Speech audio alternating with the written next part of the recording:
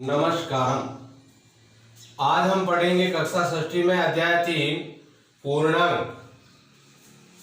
पूर्णांक संख्याओं के बारे में पढ़ेंगे। तो उससे पहले हम ज्ञात करते हैं कि जैसे प्राकृत संख्याएं वे संख्याएं हैं जो 1 से प्रारंभ होती है।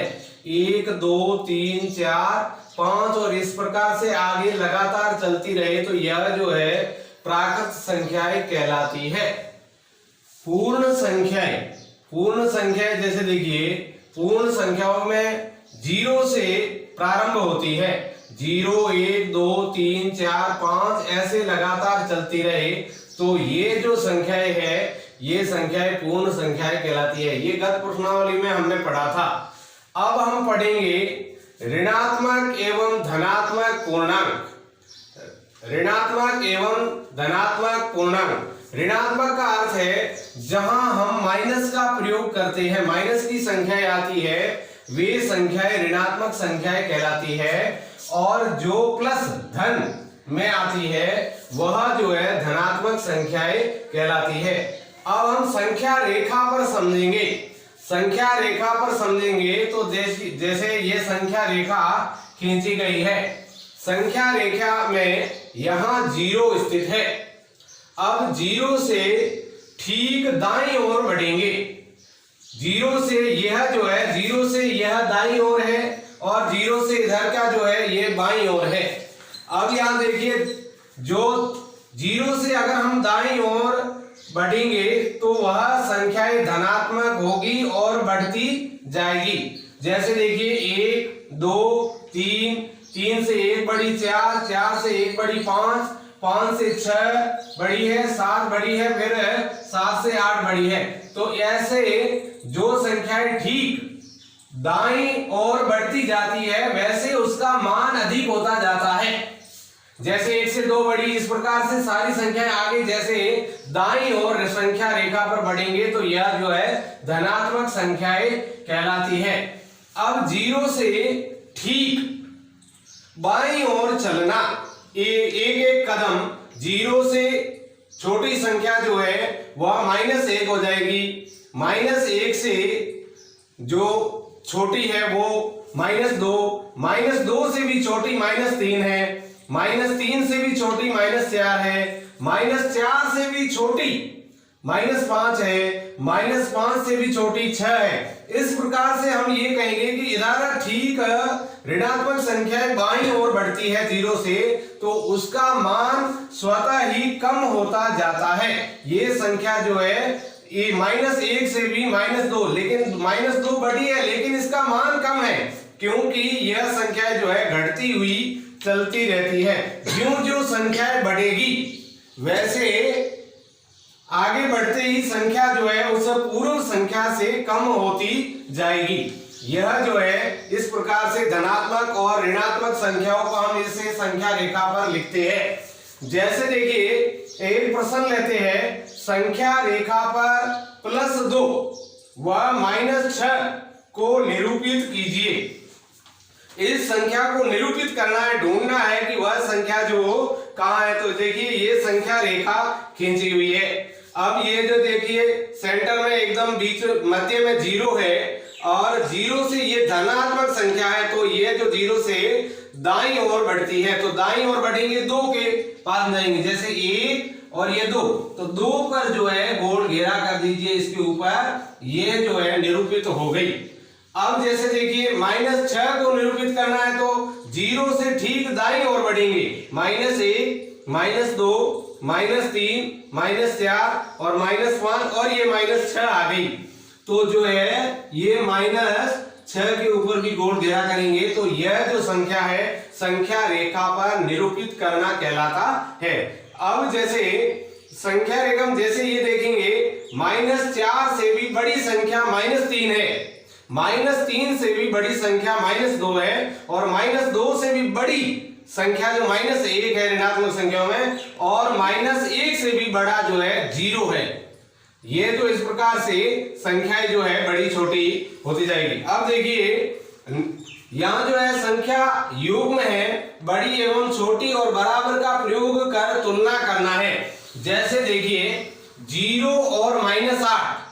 तो अभी हमने ज्ञात किया था 0 संख्या बड़ी है, -8 ऋणात्मक है, छोटी है, तो इसका जो चिन्ह का मुंह इधर खोलना, 0 जो संख्या है तुलना करेंगे तो यह संख्या बड़ी है। इसी प्रकार से -1 और -15, जैसे मैंने अभी आपको समझाया कि ज्यों ज्यों संख्याएं ऋणात्मक बढ़ती जाती है वैसे वैसे उसका मान कम होता जाता है। तो -1 से भी -1 छोटी है, इसलिए -1 बड़ी है, तो हम चिन्ह इस प्रकार से करेंगे।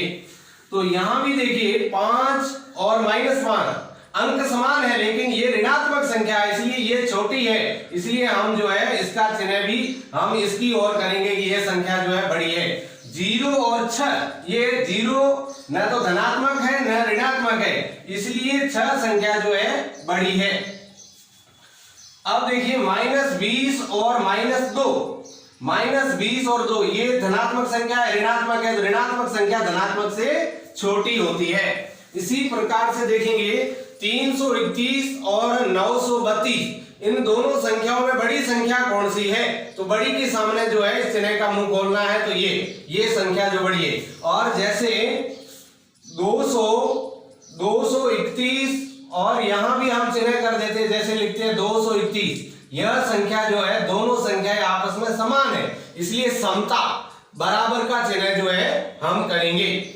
अब जो है जैसे देखिए परवर्ती संख्या, परवर्ती संख्या का अर्थ होता है ठीक उससे आगे का कदम। जैसे एक संख्या जोड़ करके बोलना परवर्ती संख्याएं कहलाती है। जैसे 18 की परवर्ती 18 + 1 = 19 हो गई।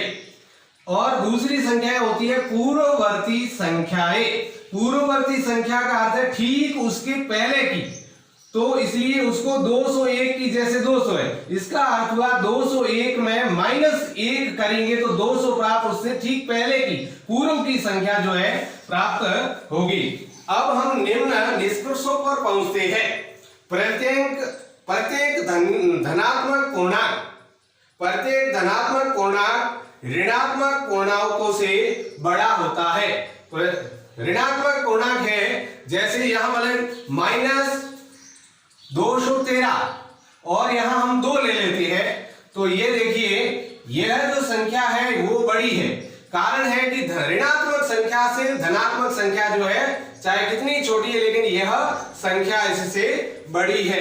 दूसरा इस निष्कर्ष पर पहुंचते हैं, शून्य प्रत्येक धनात्मक पूर्णांक से छोटा होता है। शून्य जो है धनात्मक पूर्णांक ये है, इन सब से 1 से भी छोटा 0 होता है।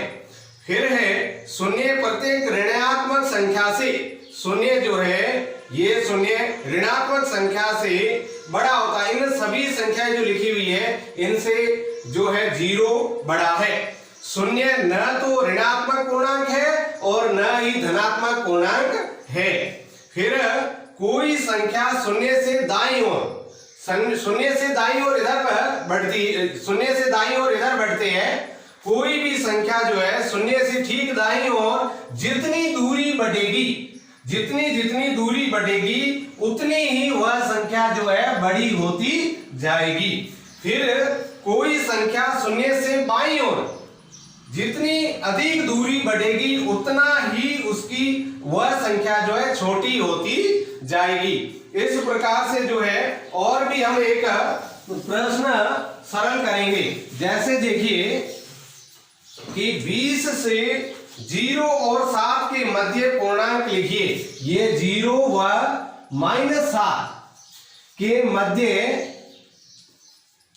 पूर्णांक लिखना है। तो पूर्णांक लिखना है तो इसका अर्थ है 0 यहां, जैसे यह 0 से यह संख्या इधर ऋणात्मक बढ़ती है जैसे, और यहां 7 लिख देते हैं। तो यहां देखिए 1 2 3 4 5 और 6, तो ये -1 -2 -3 -4 और -5 और -6 और इधर -7 जो है स्वयं संख्या दी हुई है। तो 0 और -7 के मध्य जो है इतनी संख्याएं आएगी। उसके बाद में जैसे हम देखते हैं कि 20 से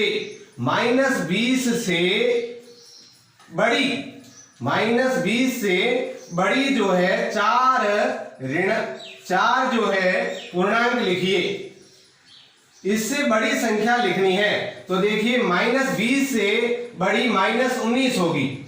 -19, -18, -17 और -16 ये चार संख्याएं जो है ये इसे -20 से बड़ी है, -20 से बड़ी है। मान लो अगर हम और भी जैसे प्रश्न लेते हैं, जैसे -10